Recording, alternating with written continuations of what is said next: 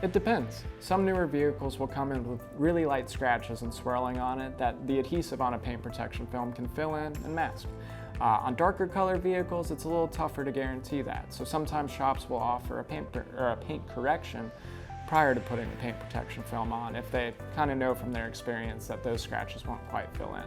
Now, chips from rock chips that have already occurred on the vehicle and scratches that are definitely through the paint where you can see the primer or maybe even the metal of the panel, you'll probably want those touched up at least or professionally refinished at a body shop prior to bringing in the vehicle for protection film.